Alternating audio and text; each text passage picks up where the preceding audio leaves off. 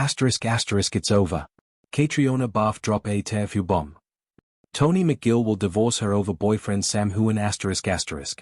That afternoon in Dublin was a heavy grey.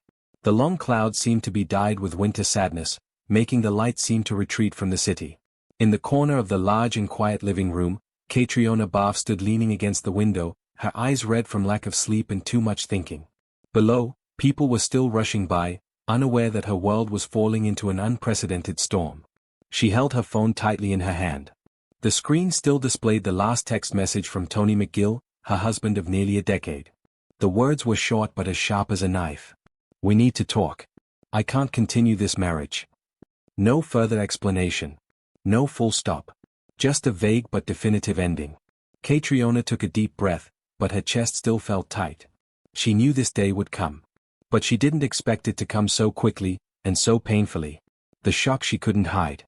A few days ago, when the entire Outlander cast had gathered in Glasgow for a commemorative photo shoot, everyone noticed the awkwardness in Tony's eyes. He was always reserved, polite, and rarely showed too much emotion.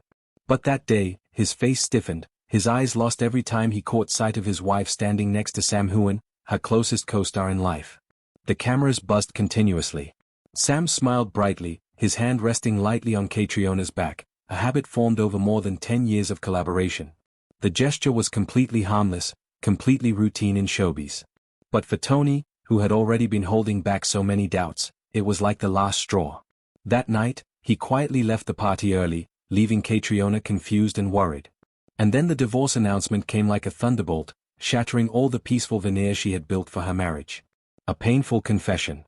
When Sam called to check on her, she could only bite her lip to keep from crying. But sobs still came through the phone. "Kate, what happened?" Sam asked in a worried voice. "Tony wants a divorce." On the other end of the line, Sam was silent. She could hear his slow breathing, as if he was trying to find the right words. "Because of you." The silence pierced her heart. She didn't want to answer. But the truth, no matter how painful, had to be said. "For you, and for me." Sam's voice was low, deep, but trembling slightly. "Kate, we didn't do anything wrong." She was silent. Yes, they didn't do anything wrong. But sometimes, the intimacy between two people was enough to cause pain to a third person. Caitriona knew very well that Tony had been jealous for years. She also knew that the outside world had constantly exaggerated every look, every touch, every behind-the-scenes moment between her and Sam. And no matter how many times she tried to explain, a harsh truth still hung in the air. Tony always felt like he was on the outside of a connection he could never reach. The last conversation between husband and wife. That night, Tony returned. The house was so quiet that they could hear each tick of the clock on the wall. Caitriona stood straight, her hands shaking slightly but her eyes were steadfast. "Do you really want to end it?" she asked. Tony looked at her for a long time. There was weariness, sadness, and a little bitterness in his eyes. "I know," he said, his voice even and cold. "You and Sam have something I can't have." "It's just a friendship," she replied softly. Tony laughed. A heartbreaking laugh. "The friendship you never had with me." Caitriona felt her heart squeeze. Tony continued. "I tried to let it go. I tried to believe that everything was just a rumor.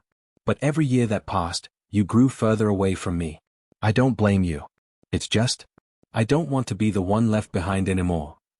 "Is it over, Tony?" "It's over. And you know it." He stepped closer, placing his hand gently on her shoulder one last time. That gesture was no longer love. It was goodbye. Sam appears in the darkest moment. When the door closed behind Tony, Caitriona collapsed into a chair. She had never felt so small. All those years of trying to keep her family together, only to have it crumble like smoke. The phone rang. Sam Heughan appeared on the screen. She answered without saying a word. Sam didn't say anything either. He just let her cry, listening silently. After a long while, he spoke. "Kate, you don't have to go through this alone." "Sam, if the press finds out." "I don't care about the press. I care about you." She closed her eyes, tears streaming down her face. Sam continued, his voice slow but steady. "I'll be there." An hour later, he appeared at her door, wearing a thick coat and looking worried. Caitriona stepped out, her eyes red and her face pale. Sam said nothing more. He just pulled her into his arms, letting her lean on his shoulder as if it were obvious. The truth she didn't dare face. That night, they sat in the warm yellow light, in the middle of a house that had lost the warmth of a family. Sam poured some hot tea. She whispered softly. Is it my fault? Sam shook his head immediately. No. It was never your fault. But Tony said. I know how it feels. Sam interrupted, his eyes looking deeply into hers. I tried to keep my distance. I tried not to let our friendship hurt anyone. But, there are strings, Kate, we can't cut. She was speechless. Those words, she never dared to hear them from his mouth. Sam, what are you saying? He leaned down, his voice a whisper, sharp as a truth buried for too long. I'm saying, I never really left you. Her heart pounded, as if a door had opened. The last moment of truth. Near dawn, as the dawn filtered through the window, Caitriona realized what she feared most was what she had tried to deny for years. Sam was always there, right next to her heart. Not because she wanted it to be, but because he was the only one who understood her, saw her, accompanied her since the first day they stood next to each other on set. And now, with her marriage falling apart, what Tony feared most, had come true. Not because she betrayed him, but because there were people who were meant to be together, even if the whole world tried to tear them apart. Caitriona looked at Sam. Sam looked back at her, silent, steady, gentle. No one said anything. But in that moment, between the wreckage, the tears, and the dawn, a new story was beginning.